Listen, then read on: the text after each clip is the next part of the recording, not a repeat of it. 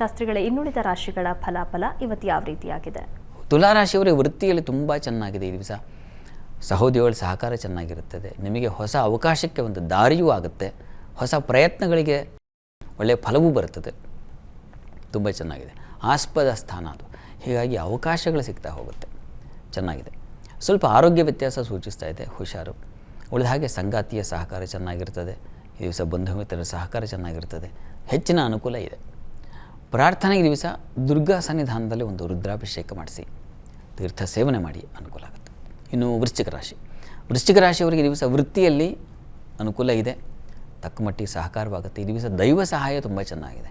ಕ್ಷೇತ್ರ ದರ್ಶನ, ಒಂದು ಪುಣ್ಯಕ್ಷೇತ್ರ ದರ್ಶನ ಮಾಡ್ತಕ್ಕಂಥದ್ದು, ಅಥವಾ ಯಾರೋ ಒಬ್ಬ ಒಳ್ಳೆಯ ಉತ್ತಮರ ಕ್ಷೇತ್ರ ಎಲ್ಲೆಲ್ಲೋ ಹೋಗಬೇಕಾಗಿಲ್ಲ. ರಾಮಕೃಷ್ಣ ಪರಮಹಂಸರು ಹೇಳ್ತಾ ಇದ್ರಂತೆ, ಯಾರೋ ಒಬ್ಬ ಬಂದಿದ್ದಂತೆ, ನಾನು ತೀರ್ಥಯಾತ್ರೆಗೆ ಹೊರಟಿದ್ದೀನಿ, ಅದಕ್ಕೆ ಹೋಗ್ಬಿಟ್ಟು ಬರ್ತೀನಿ, ಅಲ್ಲಿ ಸ್ವಲ್ಪ ಮನಸ್ಸು ಸರಿ ಹೋಗುತ್ತೆ ಅಂತ. ಅಲ್ಲ್ಯಾಕಪ್ಪ ಹೋಗ್ತೀಯಾ? ನಿನ್ನ ಮನಸ್ಸಲ್ಲೇ, ನಿನ್ನ ಹೃದಯದಲ್ಲೇ ಇದನ್ನೆಲ್ಲ ದೇವರು, ಅಲ್ಲೆಲ್ಲ ಹೋಗೋದು ಯಾಕೆ ಅಂತ ಹೇಳಿ ಅವರ ಮನಸ್ಸಿನಲ್ಲೇ ಇರತಕ್ಕಂಥದ್ದನ್ನು ತೋರಿಸಿಕೊಟ್ರು ಅಂತ. ಹಾಗೆ ಅಂದರೆ ಸಜ್ಜನರ ಭೇಟಿ, ಅಥವಾ ನನ್ನೊಳಗೆ ಡಿ ವಿ ಜಿಯವರು ಹೇಳ್ತಾರಲ್ಲ, ಮನುಷ್ಯನೊಳಗೆ ಆಗಾಗ ತೋರ್ಪ ಒಳ್ಳೆಯ ಗುಣ ಅಂತ ಯಾವುದು ಇದೆ ಅದೇ ದೈವ ಅಂತ. ಹೀಗಾಗಿ ನಮ್ಮ ಮನಸ್ಸಿಗೆ ಒಂದು ಭಾವನೆ ಬಂದುಬಿಡಬಹುದು, ಈ ದಿವಸ ಒಂದು ಒಳ್ಳೆಯ ಕೆಲಸ ಮಾಡೋಣ, ಒಳ್ಳೆಯ ಉಪಕಾರ ಮಾಡೋಣ ಅಂತ. ಆ ರೀತಿಯಲ್ಲಿ ಅನುಕೂಲ ಚೆನ್ನಾಗಿದೆ. ಪ್ರಾರ್ಥನೆಗೆ ದಿವಸ ಈ ದಿವಸ ಸುಬ್ರಹ್ಮಣ್ಯನ ಪ್ರಾರ್ಥನೆ, ಈಶ್ವರನ ಪ್ರಾರ್ಥನೆ ಮಾಡಬಹುದು. ಇನ್ನು ಧನುಸ್ಸು ರಾಶಿ. ಧನುರಾಶಿಯವರಿಗೆ ದಿವಸ ನಷ್ಟವಿಲ್ಲ. ನಷ್ಟವಾಗಿದ್ದು ಏನು ಕಳ್ಕೊಂಡಿರ್ತೀರಲ್ಲ, ಅದು ವಾಪಸ್ ಬರ್ತಕ್ಕಂತಹ ಸಾಧ್ಯತೆ ಸೂಚಿಸ್ತಾ ಇದೆ. ಲಾಭ ಚೆನ್ನಾಗಿದೆ. ವಿದೇಶ ವಹಿವಾಟಿನ ಅನುಕೂಲ ಚೆನ್ನಾಗಿದೆ. ವೃತ್ತಿಯಲ್ಲೂ ಹೆಚ್ಚಿನ ಅನುಕೂಲ ಕಾಣಲಿಕ್ಕೆ ಅವಕಾಶ ಇದೆ. ಸಣ್ಣ ಪುಟ್ಟ ತೊಡಕುಗಳು, ಇದರ ನಿವಾರಣೆಗೆ ವಿಷ್ಣು ಸಹಸ್ರನಾಮ ಹೇಳಿಕೊಳ್ಳಿ. ಇನ್ನು ಮಕರ ರಾಶಿ. ಮಕರ ರಾಶಿಯವರಿಗೆ ದಿವಸ ನೋಡಿ, ಸಂಗಾತಿಯ ಸಹಕಾರ ತುಂಬ ಚೆನ್ನಾಗಿದೆ.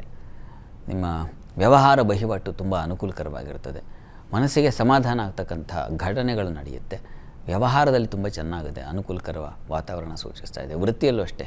ವೃತ್ತಿಯಲ್ಲಿ ಸ್ವಲ್ಪ ಕಿರಿಕಿರಿ ಸೂಚಿಸ್ತಾ ಇದೆ, ಸ್ವಲ್ಪ ಹುಷಾರು.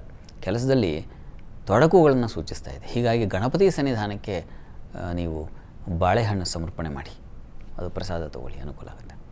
ಇನ್ನು ಕುಂಭರಾಶಿ. ಕುಂಭರಾಶಿಯವರಿಗೆ ದಿವಸ ಶತ್ರುಗಳ ಕಾಟದಿಂದ, ಸಾಲ ಕಾಟದಿಂದ ಮುಕ್ತರಾಗ್ತೀರಾ. ಸ್ವಲ್ಪ ಅನುಕೂಲ ಆಗುತ್ತೆ, ಸಮಾಧಾನ ಸಿಗುತ್ತೆ, ಸಂಶಯ ಇಲ್ಲ. ವೃತ್ತಿಯಲ್ಲಿ ಅನುಕೂಲಕರವಾಗಿದೆ. ಈ ದಿವಸ ಸ್ವಲ್ಪ ತಂದೆ ಮಕ್ಕಳಲ್ಲಿ ನೋಡಿ ಭಿನ್ನಾಭಿಪ್ರಾಯ ಬರುತ್ತೆ, ಮನಸ್ತಾಪಗಳು ಬರುತ್ತೆ.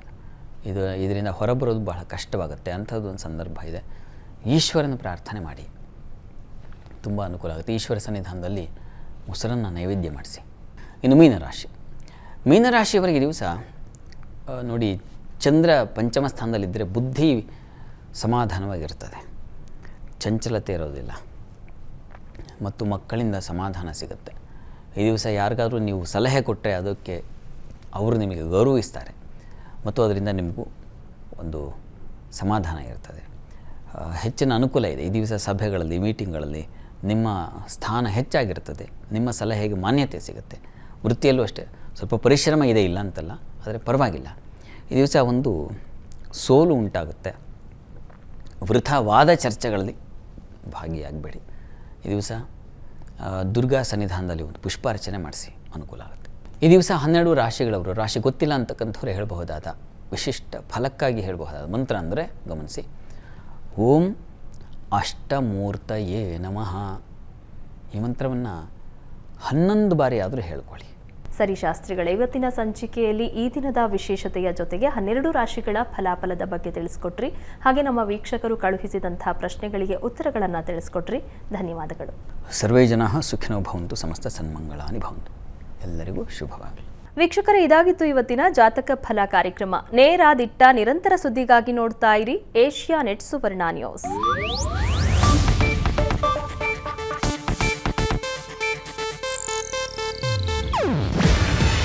ಇದು ಏಷ್ಯಾನೆಟ್ ನ್ಯೂಸ್ ನೆಟ್ವರ್ಕ್ ಪ್ರಸ್ತುತಿ. ನೀವು ನೋಡ್ತಿದ್ದೀರಾ ಏಷ್ಯಾನೆಟ್ ಸುವರ್ಣ ನ್ಯೂಸ್.